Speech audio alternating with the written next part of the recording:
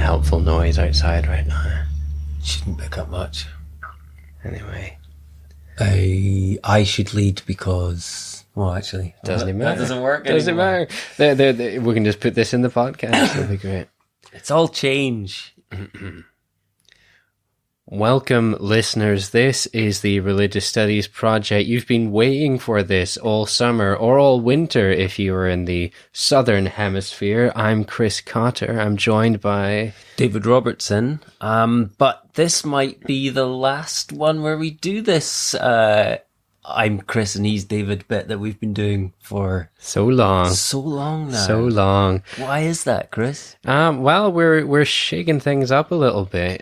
So it's been the Chris and David show for quite some time, but we've decided to diversify the voices, diversify the people who are in charge. And so as of now, David and I are stepping back a little, still remaining as editors-in-chief, but we're gradually over the rest of 2019 going to be handing over the reins to Brianne Fallon and Dave McConaughey.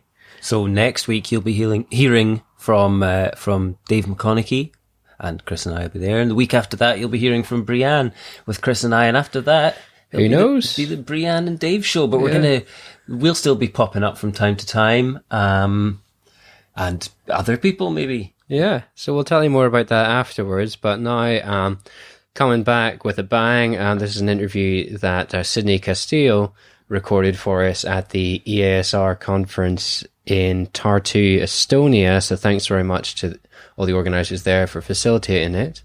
And it's with Armin Geertz, who we had, I think it was the second interview I ever recorded for the RSP back in the day. Then he talked about cognitive approaches to the study of religion. Today he's talking to Sydney about natural selection in the evolution of religion. Take it away, Sydney and Armin. Well, now we're back at the RSP. I'm now with Professor Armin Geertz. It's now the fourth day of the EASR conference 2019 in Tartu, Estonia. And we are very tired, but very happy to keep on continuing learning about colleagues and meeting new people as well. It's a lovely thing. Thank you, Professor Geertz, for being with us. Thank you very much for inviting me. And please, I know that you don't need an introduction because you're probably a scholar, but if you could be so gentle to introduce yourself. Yes, I'd be pleased. I am I'm educated as a historian of religions, but at a certain point in my career, I decided that I wanted to study American Indians, so I did field work with the Hopi Indians in Arizona in 1978 and 1979, and was very much concerned with their culture, their language, their worldviews, and their rituals. But I was also interested in their psychology and the way that they tried to live their religion, live up to their ideals, which they have a lot of difficulty doing, like many people in the world of religion have ideals, but have trouble living up to them, and all the kind of tricks that they play with themselves and with others to get around these high ideals. And that's what moved me into an interest in psychology and in cognition. So I was co-founder of what became a research unit called Religion, Cognition, and Culture, together with people at my department at the study of religion in Aarhus, Denmark, Aarhus University. And we discovered that we were not the only ones at the university who were interested in cognition and the mind, culture, and things like that. And we discovered there were people from all the sciences at the university who were interested. And we then got together and applied for money from the Danish government and got a very substantial amount of money so that we could hire 150 people to help explore the intersection between, or the interaction between the brain, the body, the mind, culture, language, music, art, literature, everything concerned with with humans, but it was called Mind Lab.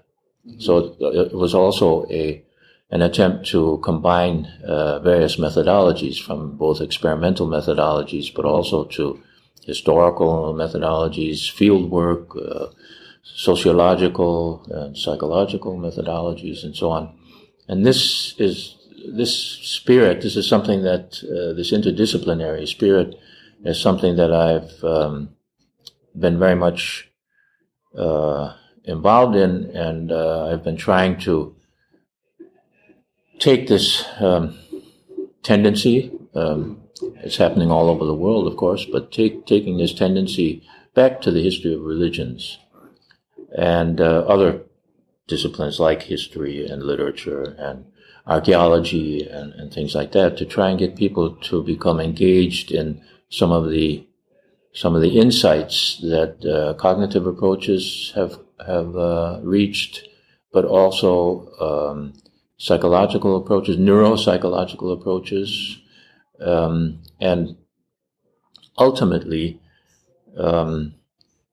we have spread out into all kinds of projects that range from brain scan projects to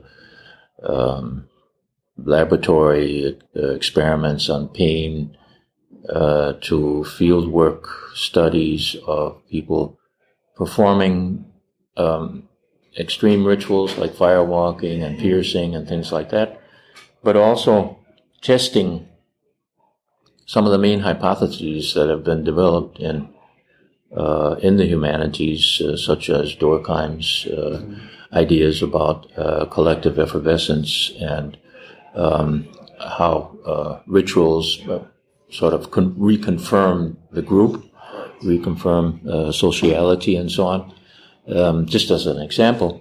And of course, testing some of the leading hypotheses in the cognitive science of religion.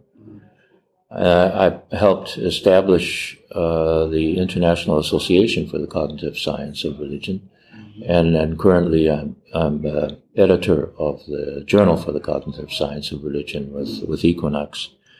And there you'll see that it is that same kind of blend of disciplines, from experimental studies, historical studies, and so on. So this is what led me into my interest in evolution. If humans are, which I believe are, both biological and cultural creatures, we know that, our explanations must somehow deal with the fact that as a species, we entered an environment that already had culture. This isn't something that Homo sapiens have created. It's something that other species before and simultaneous with Homo sapiens was happening. The Neanderthals, but also Homo erectus, and many other species in the hominin line were cultural creatures.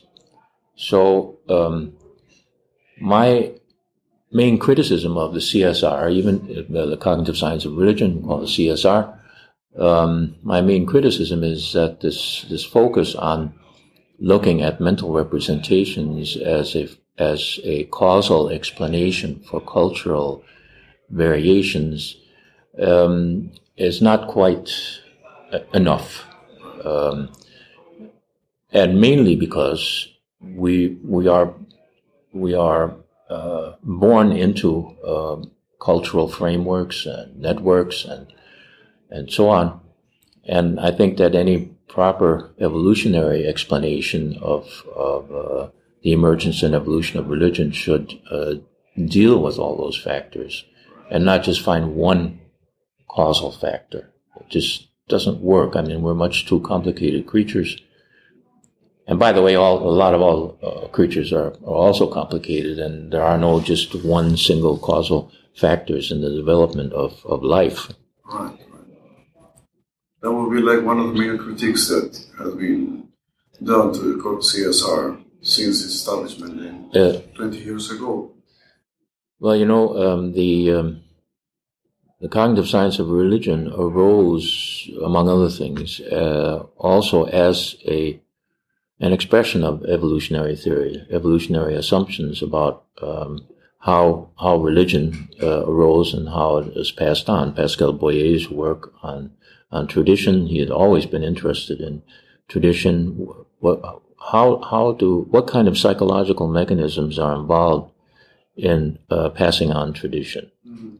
And then his very famous hypothesis about minimally counterintuitive ideas,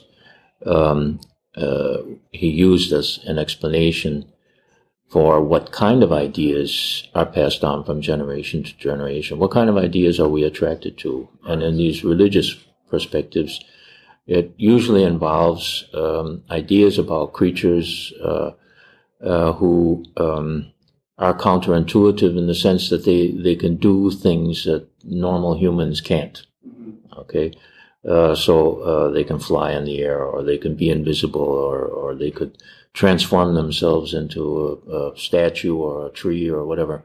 These are all violations against our normal human intuitions about the world, about the physical world, biological world, and so on. And it's a good theory. One of the problems is that it's not the only cause, and is it a cause at all? We don't know, because there are social factors as well. Traditions are passed on for reasons by people who have organized themselves into social groups. And once we accept that, then we have to look at other causal factors, and this is where sociology comes into the picture, and where theories in evolutionary sociology are relevant to our understanding. So basically, my argument is that focusing on mental representations is not enough. It's important, but it's not enough. And recent work on cognition, as being embedded and extended and enacted and so on, are very relevant, and we need to deal with this in the cognitive science of religion. We need to somehow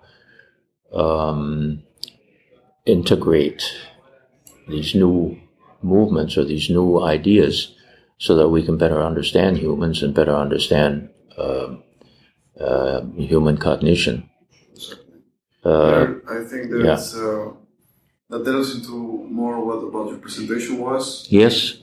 Just a couple of days ago. Yes. Speaking about the evolutionary forces that are at play through human history, could you differentiate more or elaborate more on those? Because we understand what natural selection is about, but since you have mentioned that there are other forces additional that go from there, that would be very useful for us. Yeah, because it's quite obvious that a lot of the evolutionary theories in recent times, from evolutionary psychology to the cognitive science of religion and others who are interested in evolution, try to explain everything in terms of what we call the Darwinian model, but actually it's the modern synthesis that we're talking about. Okay, so this is understanding of evolution since the 1930s and onwards. And what we're arguing in our book, The Emergence and Evolution of Religion by Means of Natural Selection,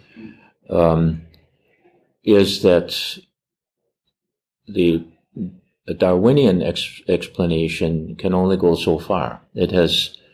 Our biological evolution has happened in the same with the same mechanisms that all other living creatures have been through. And our particular evolution in the hominin line led to creatures with particular brain and certain behaviors and things that can actually be explained from a biological perspective. But one of the curious factors is that we're cultural creatures, deeply cultural creatures. And we're very social creatures. so we need to draw on theories that also deal with social evolution and cultural evolution. And this is, of course, a very difficult issue because at the end of the 19th century, a lot of it was ideological. It was the Western civilization that was at the top of the hierarchy of evolution. It was teleological and so on. And we have the authors in the book consist of Jonathan Turner, who's a sociologist, Alexandra Mariensky, who's an anthropologist, a primatologist as well, my colleague Anders Klostergaard Peterson, who's specialist in ancient religions and early Christ religion, and myself decided to try and apply cultural theories and sociological theories to evolution. And so one of the things that Alexandra Mariensky has discovered through a cladistic and network analysis is that our closest relatives, the apes, the chimpanzees and bonobos, but also gorillas and orangutans and so on, have very loose social structures. They don't. They're not like the monkeys or the baboons, who have very strict hierarchical societies. So what happened? How did these loose, social, noisy creatures, how could they move out into the savannah and survive? Okay, with the Homo line, and it seems through cladistic analysis that our emotional areas were being developed for millions of years through Australopithecus until the first Homo habilis and so on, the Homo line arose and left the forest and moved out into the savannah. And so we're arguing that this expansion of the emotional areas, which is twice the size of the chimpanzee's emotional areas, made it possible for us to develop very complex emotions and feelings, which then could lead to the development of family and secondary emotions and so on, that would make it possible for a group to organize themselves into a very cooperative group that can survive on the savannah. And then, of course, we had tools by that time as well. And then with the development of the cortex, all of these emotions just took off. I mean, they were supercharged by development of our cortex. But that's not the whole story. I mean, that's the story of creatures that left the forest and moved out into the savannah. They had to organize themselves, and this is where sociology comes in the picture.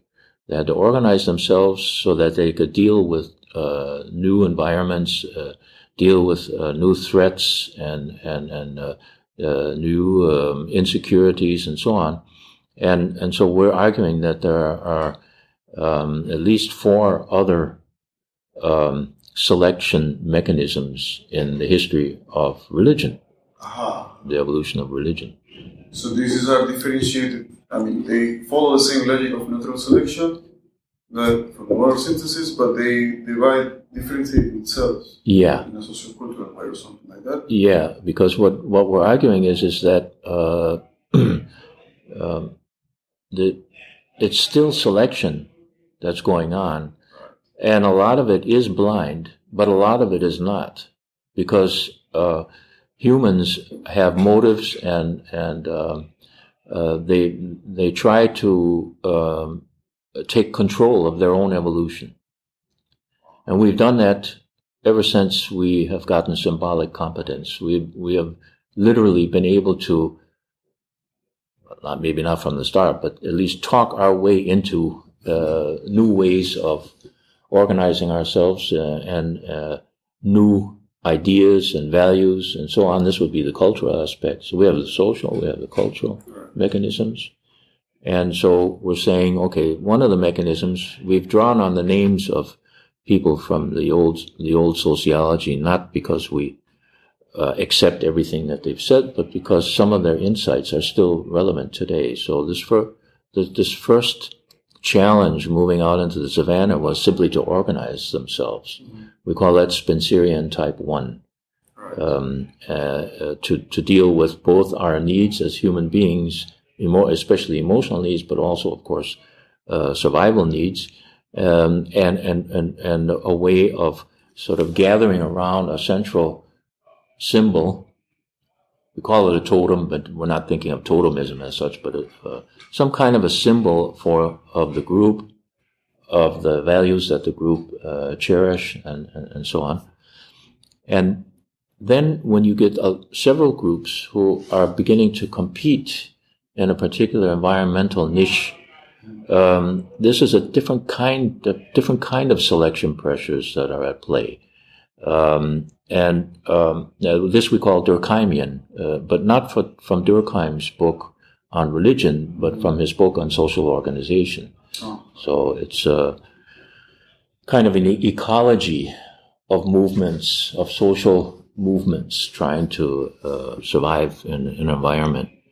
The next is when societies develop into complex and compact groups of people in cities and so on, but also societies that develop empires and expand and go out, engage in global warfare and subjugate other peoples and other cultures. Then the role that religion plays is much, much different than the role that religion plays among hunter-gatherers out in a hostile environment. And here you find that mostly that religious organizations, they become complex, and they also support or either support or they go against the polity, the political organization. We call that Spencerian type 2 selection pressures. And finally, within a society, there's often discrimination against various groups of people. And this discrimination can be on all various institutional levels from, for example, various domains or special groups or neighborhoods or whatever. And this could lead to a foment of dissatisfaction with the system, and it could end in violence with a revolution. It could end with that group is put down, whatever. These are different selection pressures, and religion plays a different role as well in these. So, what do we mean by selection pressures? Well, what we're talking about is that at each level in a society, from both the intersocietal but also society in general, to domains like law, education, and so on, down to more closer groups, and finally to smaller groups and interactions at a personal level. There's selection pressure going on, and by that we mean that people are under pressure of some sort, and have to deal with their situation, from individuals all the way up through society to groups and so on, have to deal with these selection pressures and make choices. Okay, so in a way, it's both blind. There are pressures that are there, and at the same time, it's teleological, because people want to improve their situation, or they want to make it worse for other people, or whatever. And we need to have that whole complex of interrelations in mind, both on the social level and a cultural level, because the cultural ideas, philosophies, and norms and values and so forth play different roles in each of those levels and under different selection pressures.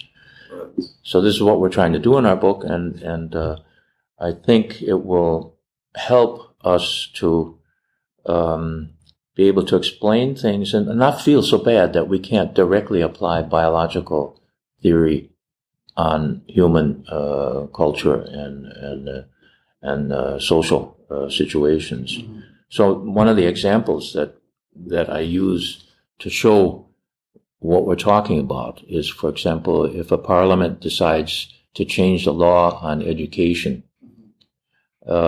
because they want to develop certain kinds of citizens that are instilled with certain kinds of values, can lead to selection, can lead to pressure down through the system, all the way down through the system, also to the organization of schools, the teachers, their unions, but also the parents, and of course the children themselves. And they can then also push back.